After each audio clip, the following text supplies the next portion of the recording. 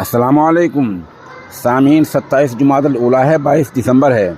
ख़बर का उन्वान है, पार्लियामेंट में मास्क पहनना लाजमी करार दे दिया गया है। ख़बर थोड़ी तफसील सुनिए। पार्लियामेंट में मास्क लौट आया है। लोकसभा में ओम प्रकाश बिरला बोले, कोरोना से बचने के लिए एहतियात और चौकसी ज़रूरी है, इसलिए मास्क को पार्लियामेंट में लाजमी करार दिया जा रहा है।